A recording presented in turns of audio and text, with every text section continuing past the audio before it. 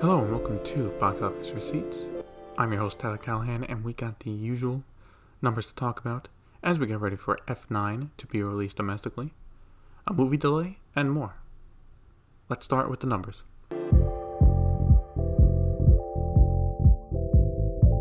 Opening in first place is The Hitman's Wife Bodyguard with 11.6 million for a total of 17 million. As to why you might be asking why there's a difference when it just released, well, it was released on Wednesday, I believe, so the 17 million is its 5-day numbers. Moving to second place is A Quiet Place Part 2 with 9.4 million for a total of 125.2 million. In third place is Peter Rabbit 2 with 6.1 million for a total of 20.3 million. In fourth place is The Conjuring, The Devil Made Me Do It with 5.1 million for a total of 53.6 million. And in fifth place is Cruella with 5.1 million for a total of 64.7 million.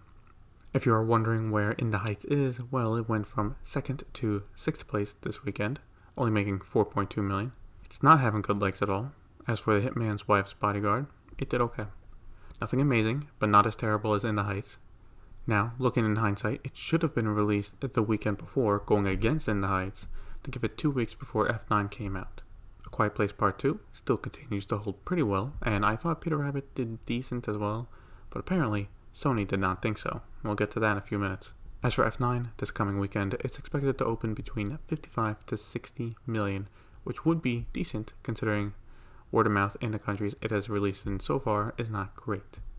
If it can open to that, it should be able to hit 110 million, maybe even 125 million. Also, it has taken almost 3 full months, but Godzilla vs. Kong has finally passed 100 million domestically. That makes it the second movie domestically to pass 100 million since the pandemic started. Got another quiet weekend at the Chinese box office with Drama on Your Mark opening in first place with 8.8 million. In second place was Man in Love with 6.1 million. Third place was Peter Rabbit 2, The Runaway with 3.8 million for a total of 17.2 million. Fourth place was Island Keeper, opening with 3 million. Finally, in fifth place was Cruella with 2.7 million for a total of 17.2 million. So yeah, another quiet weekend at the box office. Island Keeper is apparently one of those movies for the 100th anniversary of the Communist Party, coming out a little earlier than when the rest come out in July, but coming out early seems to not have given them any advantage at all, opening in fourth place. For China, we still await for the Chinese movies celebrating the anniversary, and then after that, a return to blockbusters from both Hollywood and China. Looking at worldwide numbers, The Hitman's Wife's Bodyguard made 7.8 million internationally for a worldwide opening of 24.8 million. F9 is now at 292 million worldwide. Quiet Place Part 2 has passed 200 million worldwide, with it now at 222 million. The Conjuring, The Devil Made Me Do It is at 142.8 million worldwide, and Cruella is working its way to 200 million, with it at 160 million. Both Wrath of Man and Peter Rabbit 2, The Runaway, are close to hitting 100 million both, at 95.1 million and 90.8 million respectively. I would say overall the numbers worldwide are looking more and more solid as theaters around the world continue to reopen. Obviously, nothing huge yet, and we won't get that until Black Widow, but we are still seeing more and more movies working their way to 200 to 300 million worldwide. Now let's move to news from Hollywood. I mentioned Sony earlier, and it looks like they are not happy with the results so far from Peter Rabbit 2. The first one finished just over 350 million worldwide, and now the sequel is only just getting to 100 million. Now yes, obviously there is the pandemic, but personally I think part of the lower gross is, for most countries, it was released a few months after Easter. It's now early summer and just coming out in America, China, and the UK. Most people would not really care about it at this point. Anyway, we know they are unhappy with the results because they are pushing back their next family movie, Hotel Transylvania Transformia. Set to come out a month from now, it will now come out October 1st, and in a risky move, will now open up directly against the Addams Family 2. So 2 animated family horror movies coming out the same weekend. That is a risky play for Sony because they are hoping that being the bigger franchise would help them overtake the Addams Family. Not sure why they didn't. They're not planning to release it closer to Halloween to get away from them. But hey, if it underperforms, we know why now. Taking a look at Paramount, they have finally given more information about their next Transformers movie. now called Transformers Rise of the Beasts. It will star Bumblebee as well as bringing back Optimus Prime as a main character. As for the humans, we have Anthony Ramos and Dominic Fishback leading. Steve Capello is directing, and you would know him as the director for Creed 2. The film is still set for a release in June 2022, assuming this is good, and that is a big assumption. This does have a chance, I think, to get closer to what Transformers used to make at the box office. While I have not watched it, I have heard there is a lot of love for Beast Wars, so for fans of the series, to see that in live action will get them excited, and if the movie is good overall, you can get the casual movie watchers to come back. Paramount might have a big hit on their hands here. Also for Paramount, they are starting to push their big movie for the summer, and that is Snake Eyes.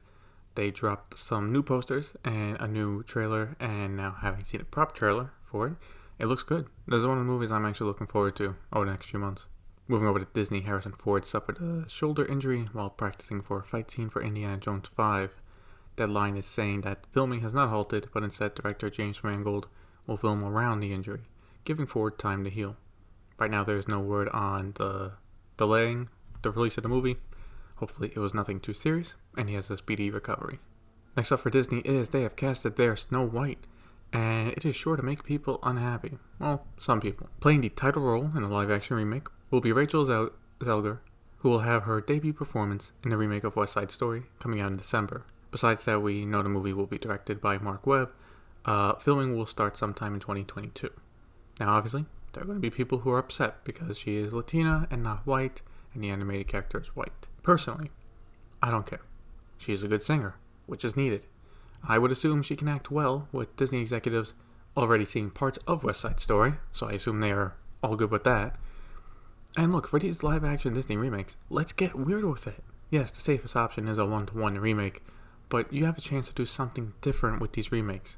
Why not go for it? Make it its own style in a way. As for when it comes out, my personal guess right now is fall 2023. It doesn't feel like a big summer movie, Snow White. So, also we still need to release The Little Mermaid, which they're currently filming. So I'm thinking fall 2023. And we got another movie in the works for Disney. They have a new movie in the works with, based on one of their most famous rides, The Tower of Terror. Collider has the exclusive on this, and Scarlett Johansson is looking to star in and produce the film. Apparently the screenplay is being written by Josh Cooley, and Disney is looking for a director. You would know Josh Cooley as the director of Toy Story 4. Now, this ride as a film I think could work. It does need to be a bit more on the scary side of a movie, maybe a hard PG-13. Because again, it's a scary ride, that's what people expect. They expect that, the scares, the thrills when they go on the ride. You need to get that in the film. If Disney's willing to do that, then I think it can work. A few weeks ago I talked about ArcLight going out of business, and we now have an idea of who was buying at least one of its theaters, and that is Regal. While not directly buying it from them, the company did sign a lease with the mall landlord to take over that spot.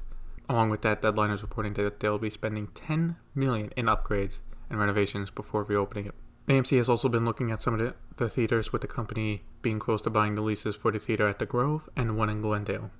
While it is said that ArcLight did go out of business, there is some good news in that these theaters are not going to waste or ending up like another restaurant or a clothing store, but still be a theater people can go to.